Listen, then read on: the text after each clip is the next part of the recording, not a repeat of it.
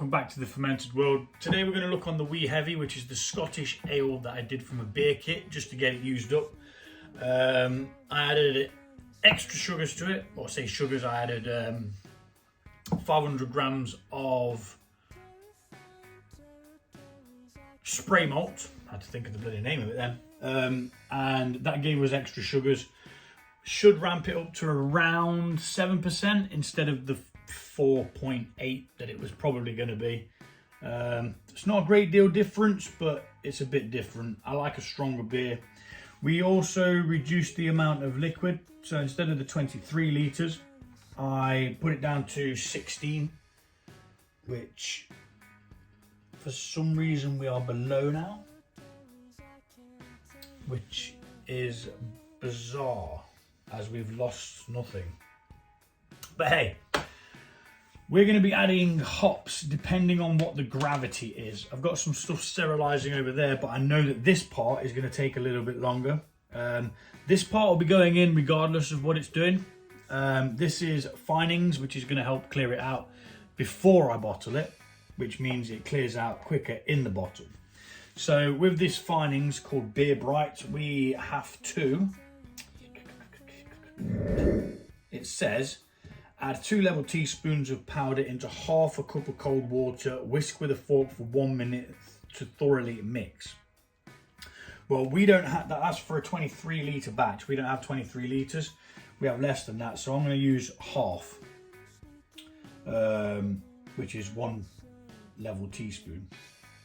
And we'll mix in thoroughly. Then it says to leave it for 15 minutes, then whisk again before adding to your beer. So let's take a,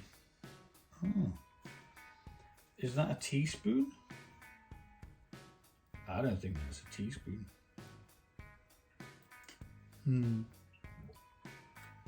I think that's a teaspoon. Which they might be the same thing, but just to make sure.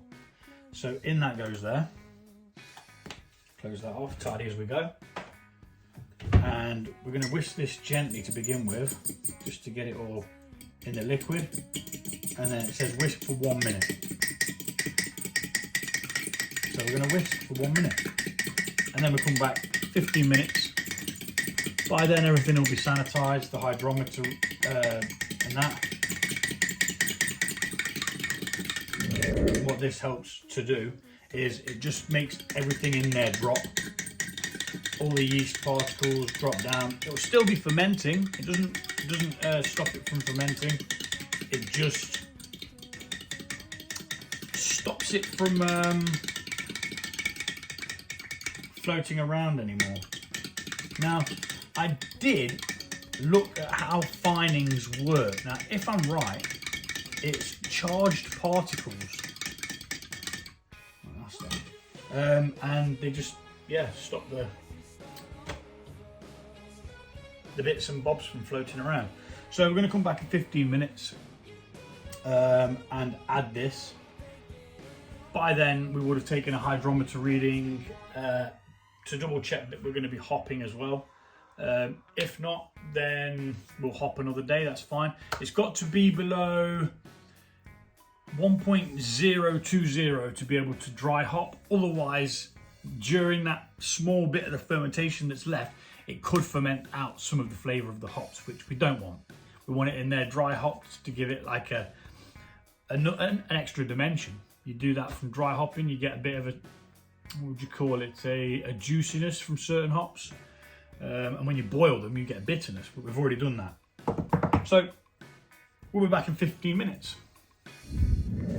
Okay, so we're back a little bit longer than 15 minutes later because I had to go do something. But now we've got this wallpaper paste kind of thing. We're just going to give it a quick mix in again. And then we're going to add it to this. But before we do, we're going to take a hydrometer reading, because this will ever so slightly dilute that. The original gravity was quite high on this due to the extra sugar. I think it had 1,250 grams of sugar and 500 grams of spray malt. So we're going to crack this open. Now, as you can see, I brew in a bucket.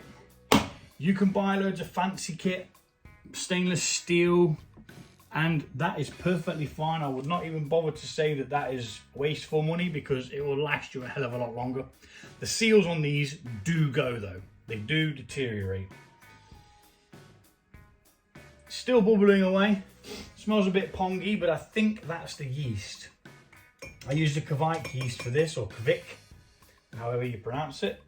So we're going to go deep on that, and we're going to take this hydrometer reading.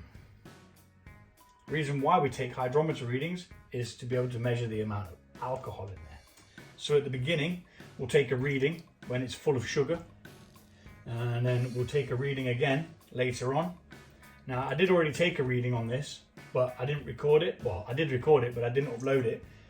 Simple fact, it was way above the ability to pitch yeast, so to put in the dry hops. So I just thought sod it and never bothered uploading it. Now, we're still relatively high, which isn't good.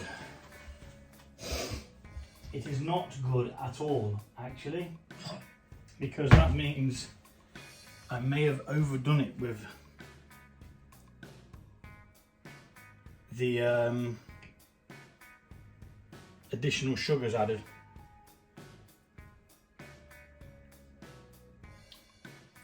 Which means it's very sweet. But it's not unpleasant.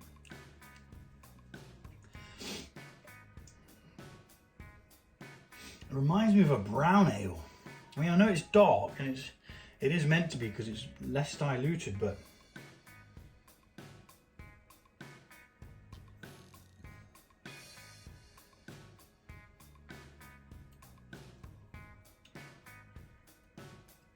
although sweet still, it's not bad. So that's down to 21.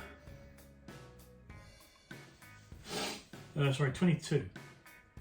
And I believe the other day when I checked it, it's probably not even moved all that much, to be honest. But anyway, we're just gonna roll with it. That's gonna go back in there because this has been sterilized, everything's clean. Yeah, it kind of reminds me a little bit like a sweet Nuki Brown almost. So, what we're gonna do, we're going to go ahead and we're going to add this hops. So let me just get this hop back,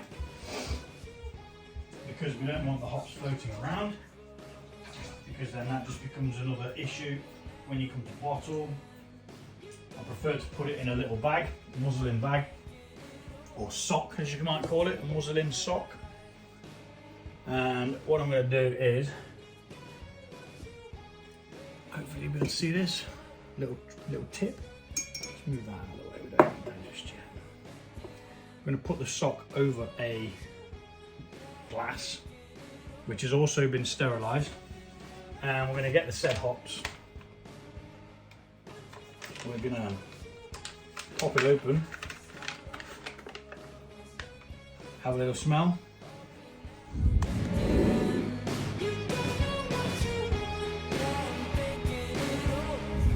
and take a little picture, of course. And we're going to add this to this sock. Make sure we've got it all. Okay, yeah, that seems to be good. I'm going to reuse this actually. I'm going to try and wash it out and see if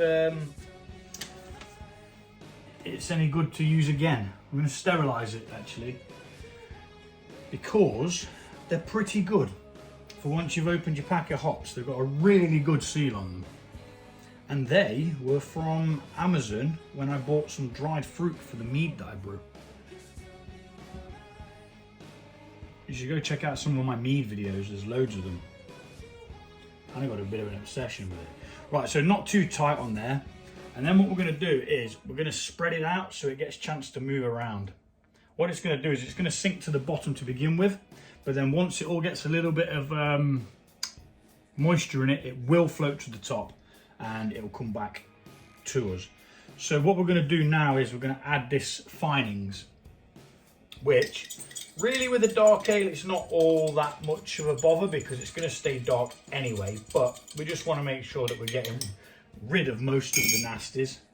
So we're going to add this now nice and gently. We don't want to add oxygen. So in that goes, like so. And gently, you're just going to give it a little stir. Nothing that's going to cause any problems whatsoever. Really gently stir it. And that'll just help anything drop down to the bottom.